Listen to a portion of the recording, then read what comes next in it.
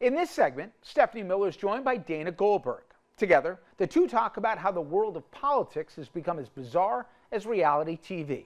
For more, here's Stephanie. Do you understand the ruling of the Supreme Court? I do. And so your question is ill-formed. No. Will you we're be not repealing? We're not going to stop. You're going to unconstitutionally continue with these rulemakings. We're going to adhere to the Supreme Court and continue to do our... So which rulemakings are you going to roll back? We're going to adhere to the Supreme Court and continue to do our work in accordance to the Supreme Court.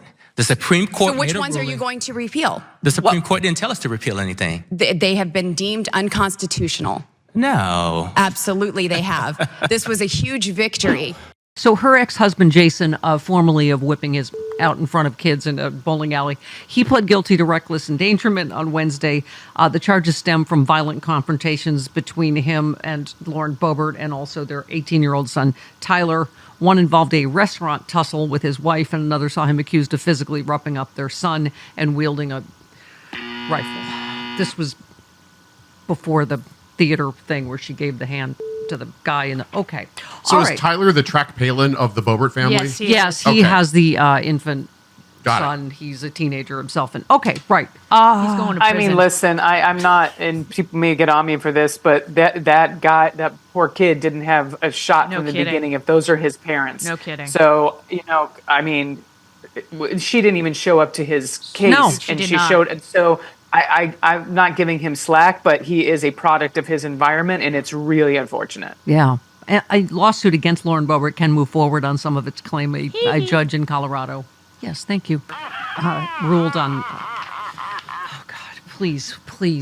It's what's happening in Georgia. Is there any chance of getting Marjorie Taylor Greene out of office, or is that just okay?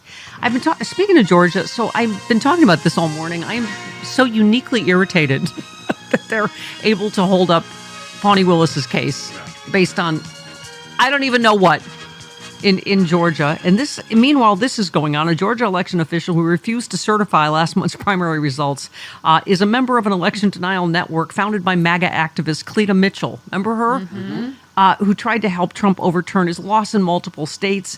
Julie Adams was appointed to the Fulton County Election Board in February and abstained from certifying the May primary results.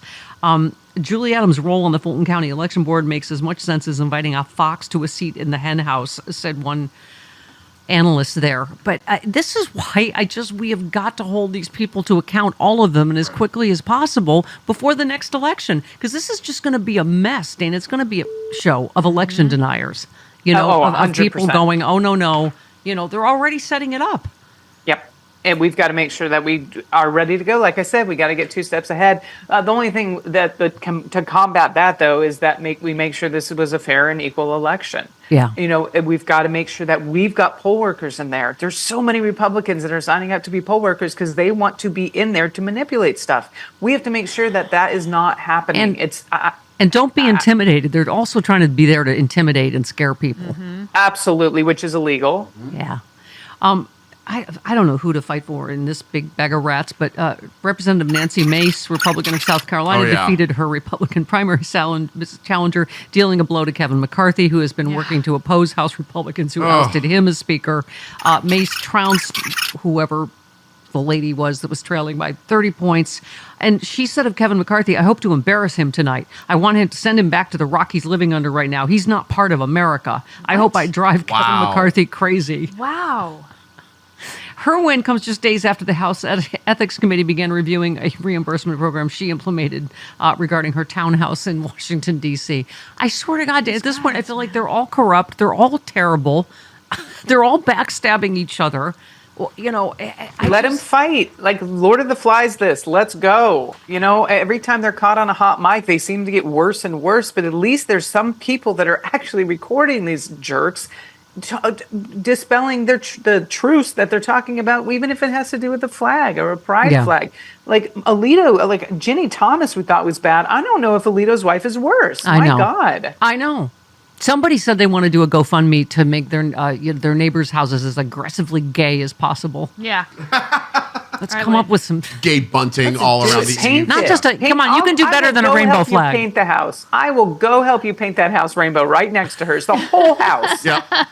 With a pink roof. Yes. Absolutely. They did it across from the Westboro Church. Let's go. Yeah. What small, petty, angry little people that, what did Lindy Lee call them? The Trollitos. Yeah. They're just, he's there whining about how unfair the media is, and she's there stewing about how can she come up with a new flag that'll really make her gay neighbors mad. It's like, oh my God, get a life, right? And I say that as someone with very, very little life. Okay. Yeah. From my basement, get a life. Yeah, get a life, you basement dwelling weirdos. With only 1,000 miles on your car.